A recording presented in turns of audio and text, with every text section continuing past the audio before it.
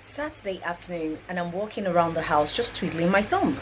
Then my phone beeps and a message came in from my friend and it says, "Yo D, come spend some time with me." And I'm thinking, well, I have a lot of time to spare. I might as well go to my friend's place and spend some time with the girls. So I get all dressed up and looking all nice and everything. And then I get to my friend's house. I opened the gate to our yard and this huge snake came at me. Oh my goodness. Now this is me, yeah. I threw my back to the left and my phone to the right and I hightailed it out of there. True story? Not really. But I have been bitten by a big dog at my friend's place once. That's besides the point. Anyway, let's back up for a second and I'll tell you exactly how the story went. My friend's place here, and lo and behold, this dude opens the gate for me and I'm like, and I start laughing. He's not even talking, but I'm laughing my head over like, you're so funny. Now, imagine our dude and this chick opens the gate. You know, a typical dude would just be, he'll put on his coat and go, "Yeah, how you doing?" Now, this is the real story. Remember in Luke 10:19 where it says, "I have given you power and authority to tread upon serpents and scorpions and over all the power of the enemy, and nothing shall by any means hurt you." Now, that word wasn't speaking about that serpent. It was talking about them serpents. I know, and they're really, really hard to spot. Now, every one of us have got them serpents in some area of our lives. And you can't really spot them because they always have a mask on. I'm not talking about the COVID mask. I am talking about the hideous masks to hide exactly who they are or what they're doing in our lives. Now, it could be in relationships, it could be in friendship, it could be work colleagues, it could be anywhere. But they're everywhere. How do we spot them? Now let's shine the light on them a little bit, okay? You have the charmer, the enchanter. They flatter you with their words. They slide into your life through flattery. Now, if you're one of those that's easily taken aback by flattery, you may have opened your door to a snake. Now, how do they do this? If it's a relationship, they would flatter you with their words. "Oh, you know, you're so amazing. I've never seen anybody like you before. Oh my God, you're so perfect. You're so this and you're so that." If it's true friendship, they will flatter you all the way.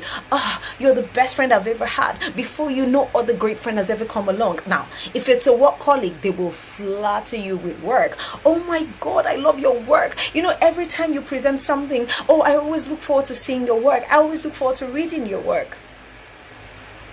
That's how they slide into your life. That's how you spot them. Now, keep in mind, one or two people may have some of these characteristics. I mean, we all do. But what I'm trying to say is, if you can spot this about, I have 7 points, but if you can spot all the 7 points over time in somebody's life, then you know you may be dealing with a snake. The whole point of the charm is so that you let down your guards and you let your walls down, you let them into your life. I mean, you know, we all like someone that feeds our ego in some way, shape or form, right? So once that is a success, they move on to the next point, which is point 2, phony concern. These people pretend to be so concerned about you, but they're really not. And how do you know that?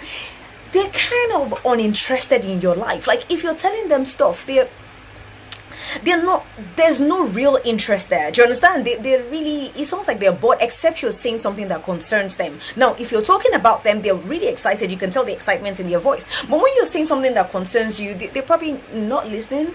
Or, I mean, like I said, we all do this thing sometimes, but if you can spot all this attitude in someone's behavior over time, then you may be dealing with a snake. So they show you phony concern, like, "Oh my God, that happened to you. I can't believe it. Ah, wow." But they never really get up to help. There's always a reason why they can't help, but they're so concerned. So they keep asking you, "Oh my God, I can't believe it. What really happened? Oh my God, that happened to you." But they're not going to ever really get up to help, if that makes any sense. Point 3. They're sneaky. Oh my goodness. Have you ever been around somewhere that you felt like you always had to play detective, like, because there's just something they're hiding, you know, like there's just something missing, there's something they're not telling you. Sometimes you just want to go through their stuff. Now, I'm not talking about insecurity, always wanting to go through maybe your man's phone or something. I'm not talking about that. I'm talking about genuine concern, because you're not sure, you just know that there's something they're not telling you. And most of the time you're actually right, because the snake usually has a secret life. that they're hiding from you. Sometimes it might be that they can sleep with anything that moves. Sometimes it might be the kind of job they actually do, but they're lying to you about it. Sometimes it could be anything, but there's always something sneaky going on in the background, and you just will never know because they will hide it so well with their mask. Point 4, they're crafty. They always want to choose the more corrupt option. Like if you have that friend or that lover that would say, oh, this person did this to you, somebody else will suggest to you, like, okay, why don't you sit them down and talk to them? No, they always choose the more corrupt option. Like, maybe we should just plan and see how we can secretly, sabotage this person, or just lie to the person, or just lie to your man, or lie to your woman, or they always go for the more corrupt option. They never ever choose, they like secretive stuff. Do you understand? They always choose the more secretive, the more corrupt option. They would never give you advice to do something straight-laced. They will never say to you, oh, sit this person down and talk to them. No, they would either say, oh, just lie to them, or just you can always cheat on them, or you can always do this, or you can always sabotage them, or you can always cheat them in business, or they always choose the more corrupt option. They are so sneaky. They're pathological liars. That's point 5. But the difference is, and that's why they're so difficult to spot, we can never really spot them. Their lies are so strategic. They're strategic liars. Let me give you an option. Like, if a snaky person wants to sabotage someone, they can go to, a snaky person can come to me and say, oh, well, Dee, I noticed that there's always traffic on your way home. Why don't you join John? Let's say John is married or whatever it is, and John he lives a few streets down the road from mine. So they would say to you, oh, why don't you go with him in the evening rather than you go through the traffic? And you're thinking, oh my God, you're really thinking about me. This person is really a great friend.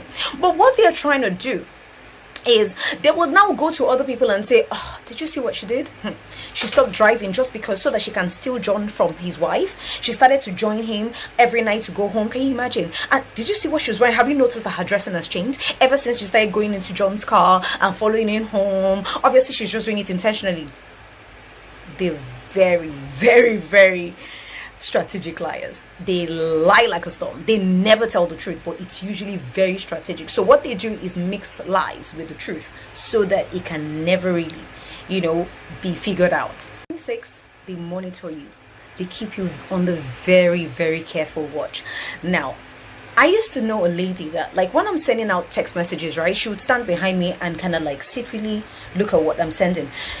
They will keep you under careful watch because they need to know where you're going, who you're talking to, who you're getting help from, what you're doing at every point in time, because that's the only way they can bite you, right? They can always go behind your back to sabotage you. Now, if you say, oh, this friend of mine is trying to help me do this, or my job is this, they would look for a way to sabotage you in secret. I mean, that's the whole point. So they have to be able to do that, they have to keep you on the very careful watch. So they're calling you all the time, like, oh, what are you doing? Oh, this, They constantly want to keep you under control, on the watch, so that they know what you're doing at every point in time, so that they can bite you. Point 7.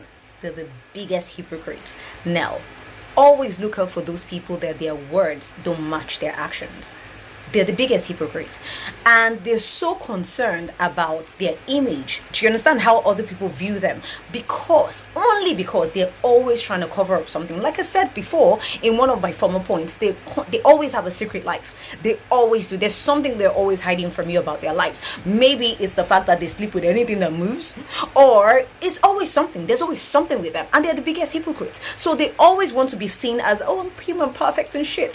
It's all lies. They like to be seen that way because there's always something they're covering up all the time. There's always a mask trying to cover up something. So anyway, like I said before, these people are really difficult to spot, and this is like 7 of the points I can think of off the top of my head. Now, there are other things as well, but like I said, if you're able to spot this particular pattern in somebody's behavior over time, then you know for a fact that you might be dealing with a snake.